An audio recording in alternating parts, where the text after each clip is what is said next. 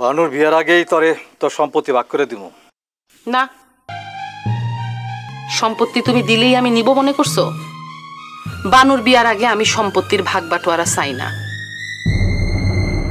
বানুর বিয়াতে মেলা খরচ, ওর বিয়া সুন্দরভাবে হোক, তারপর সম্পত্তির কথা উঠবো। মিলন হবে কতদিনে আমার মনে।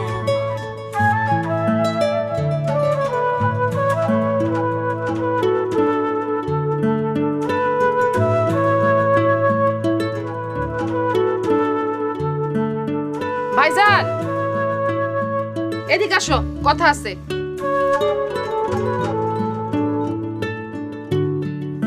তাড়াতাড়ি কত, আমার কাজ আছে, আরো তো অনেক লোকজন বসে রয়েছে আমার জন্য। এত তাগাদা দেখাও কেন? আমি ডাকলে আমি কি কাজের কথা ছাড়া ডাকছি? তাড়াতাড়ি কো, তাড়াতাড়ি কো। ওই যে দেখো, বুড়া বয়সে ভীমরতি ধরছে, কি করে দেখো। বাড়ির মান সম্মান আর কিচ্ছু থাকবো না।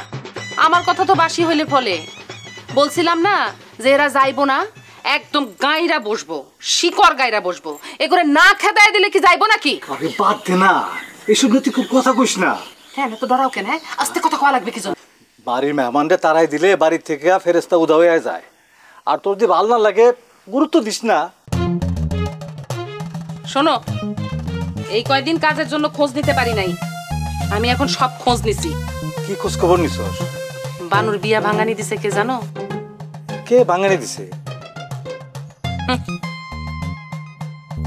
রজব। কস কি তুই? যা বলতেছি যাই না বুঝা বলতেছি। হ্যাঁ, আমি হাওয়ায় হাওয়ায় কথা বলি না। আর রজব রে উস্কাইছে কে জানো? তোমাকে জামাই। আর তোমাকে জামাইয়ের পিছে মূল ষড়যন্ত্রটা করছে কে জানো? এই রঙ্গিনী বিবি। এবার জিজ্ঞাসা করো যে কি কারণ? তারা চাইতেছে তাগো মাইয়া ঢঙ্গির লগে ওই পোলার বিয়া দিতে। এই আপদরে যদি এই বাড়িতে রাখো, তোমার মাইয়ার একটার পর একটা বিয়া ভাঙ্গানি দিব, এই আমি কয়া রাখলাম। এরা যদি এই বাড়িতে থাকে, বিপদ কিন্তু পিছু ছাড়বো না। আমি আসলে বুঝছি, আমার কোয়া লাগবো না ভাইজান। তুমি আসলে মনে করতেছো যে এরা চইলা গেলে তোমার পক্ষে কথা কওনের আর কেউ থাকবো না, না? আর সেই সুযোগে তোমার টুটি চাইপা ধইরা আমি সম্পত্তির ভাগ নিব, এই কথা ভাবার কোনো কারণ নাই। আমি এমন কইরা তোমার কাছ থেকে সম্পত্তির ভাগ নিব না। আমারে তুমি কি মনে করছো জানো? আর আমার বয়স এখনো চইলা যায় নাই। বয়স আছে, সৌন্দর্য আছে, সব আছে। যদি কিছু না থাকে, সম্পত্তির ভাগ না পাইলে নাই, যে কোনো কাম করে জীবনটা চালাই দিব। ইনকাম করণের মুরুদ আমার এখনো আছে।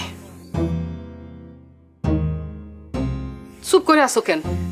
নিলাম না সম্পত্তি, কি হইব? এমন করে যখন কইতাছস, তাইলে বানুর বিয়ার আগেই তরে তোর সম্পত্তি ভাগ করে দিব। না, সম্পত্তি তুমি দিলেই আমি নিব মনে করছো? বানুর বিয়ার আগে আমি সম্পত্তির ভাগ বাটোয়ারা চাই না।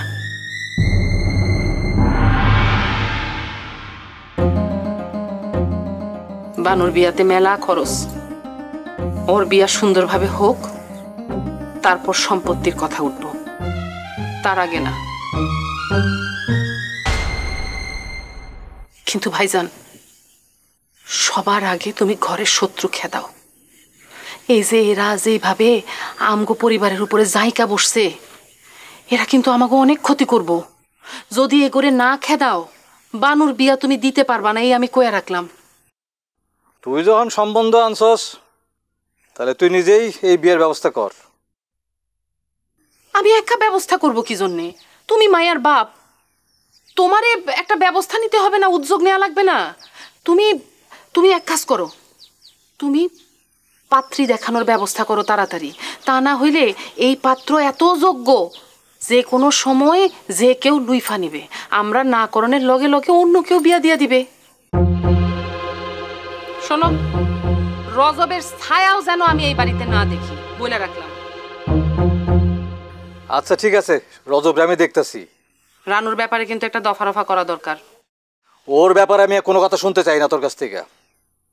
ওর ব্যাপারে কিছু করো না করো, আমি বইলা রাখলাম, রজব যদি এই বাড়িতে ঢুকে আমি ওর ঠ্যাং ভাইঙ্গা হাতে ধরাই দিব, একদম ছাল তুইলা ফেলবো। দিস, তো যা মন চায় তো যেটা ভালো মনে হয় সেটাই তুই করিস। আর শোনো, আমি একবার পাত্রের বাড়িতে ঘুরে আসি, তুমিও কিন্তু সঙ্গে যাবা। আচ্ছা ঠিক আছে, তোর যেটা ভালো মনে হয় সেটাই করিস। আমি গেলাম, আমরা আরো তো অনেক কাম করে দিছি। কথা কইতে ডাকলে তাগাদা করো কি জন্য বুঝি না মনে করছো? মনে করছো যে আতে ধরে টান দিব না? তুমিও অবিবেচক হইতে পারো, আমি না।